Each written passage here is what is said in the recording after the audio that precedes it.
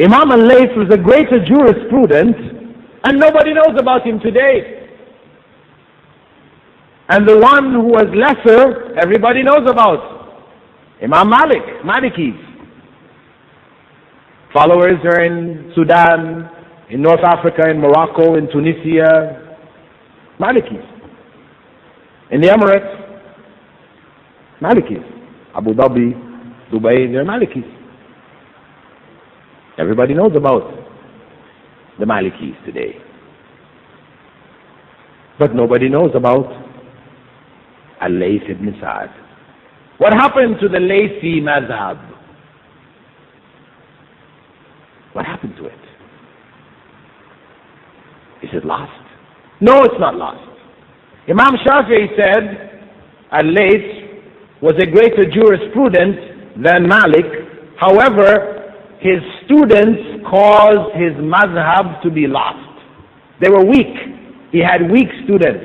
So they were not able to continue to present his ideas and his views in discussions with others who were students of the other scholars. So what happened is Imam al-Shafi'i, he absorbed them.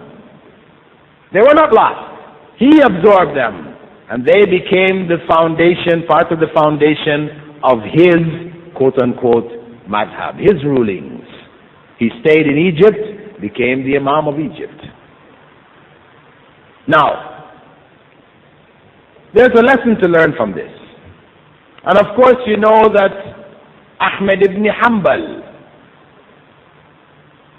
of the so-called Hanbali madhab, he studied under who? Under Imam al-Shafi'i. He was Imam al-Shafi'i's student.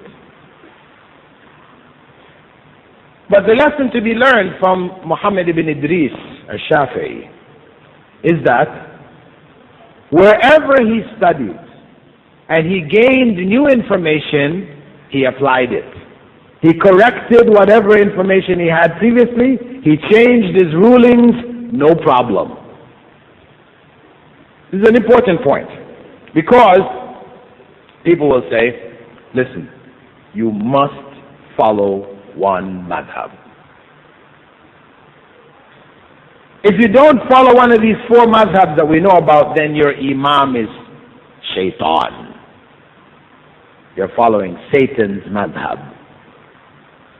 And they will call you Ahli Hadith, Najat, Wahhabi, whatever. They find a whole bunch of names for you. All of it means basically heretic, deviant. The point is, they say you must follow one madhab. Because if you go to another madhab and you change your opinion, then you go to another madhab and you change your opinion, what is this? No stability. You need to follow just one thing. But what about Imam al-Shafi'i? What do we say about him? He was unstable? Is anybody ready to say Imam Shafi'i was unstable? Well, some people say, you know, I live in the Emirates, so the people come from your area here, whatever, and they attend classes, and certain things are brought out to them, and they say, well, back home, the scholars told us that you're supposed to do it this way, and now you're telling us to do it that way. Now, if we agree and do it your way, and we go back home and they tell us, no, that way is not correct because this, that, and the other, and we have to go back to the other way. And then when we come back to you again, you tell us, no, that's what he said is not really correct because of this, that, and the other, and you need to do it this way. Confusion. Changing our opinions. But, is that bad? Is it bad to change your opinion? Surely not with the example of Imam Shafi'i. It can't possibly be bad. Again, sometimes people come and they study under a scholar or study under somebody who has some knowledge. And some years later or months later, whatever, they ask the same question, or somebody else asks the same question that they asked earlier, and the scholar or the student of knowledge gives a different answer. They say, He changed his mind. He said one thing last year, this year he's saying something else. What kind of scholar is this? What kind of knowledge could he possibly have? He can't stick to an opinion. He can't have the right opinion on everything. This is people's attitude, that a scholar is not allowed to change his opinion. A person who has some knowledge, who is teaching, must stick to one opinion. They must be right in everything. But hey, was that the way of the early generation? Was that Imam al-Shafi'i? He had only one opinion? Or did he change his opinion as knowledge came to him? This is a very important point to understand. Because people will try to make this idea that you must follow one madhab, using the kind of logic, which if you don't know the history, then you can be fooled. Because it may seem to make sense. Better to be stable, you have one way, you know what you're doing, you don't have to worry about all these other opinions, you just stick on this and life is simple. But in fact, that's not the way. That was not the way of the companions of Rasulullah sallallahu alaihi wasallam, nor that of the tabi'un or the tabi'ut-tabi'een. The great imams, this was not their way. Their students, it was not their way. The students of Abu Hanifa, among them Muhammad ibn al-Shaybani that I mentioned earlier, he studied under Imam Malik and memorized the Muwatta of Imam Malik also. He is one of the narrators, the chief narrators of Al-Muwatta. Furthermore, he and Abu Yusuf and Zufar, they changed more than 50% of the rulings of Abu Hanifa. They disagreed with him and corrected those rulings as they taught them. So what people today call the Hanafi madhab, these are not the rulings of Abu Hanifa. Some of them are, but many of them are not. Many of them are not. So,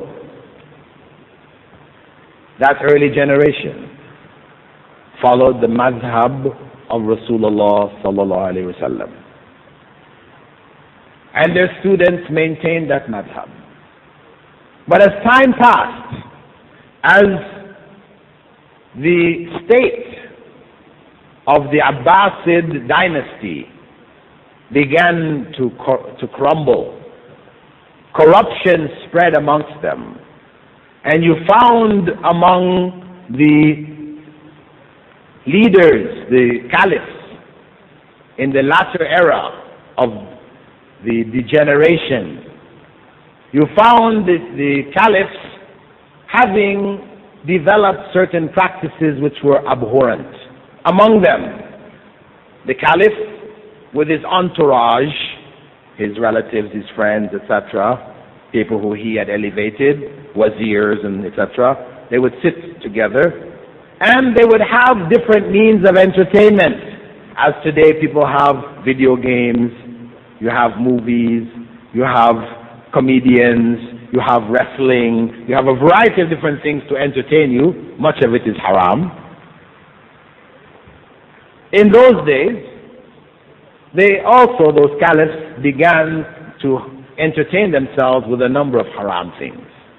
Among them, they had what came to be known as the court astrologer. They would have somebody who was knowledgeable in astrology, who used to tell them, your sign indicates that you should not do this or you should do that, or telling them the future based on their study of the positions of the stars with images imposed over them. Libra, Pisces, Taurus, etc. Falsehood about which the Prophet ﷺ said it is shirk. But they had this mushrik astrologer sitting amongst them, entertaining them. And they also had singing girls, women. As we have music groups today, Madonna and these others, they had in their time. So they would enjoy, certain singing groups would come and they would sing, and the caliph and his entourage were entertained. Of course, Prophet Muhammad ﷺ had talked about one of the signs of the last day would be when Muslims would adopt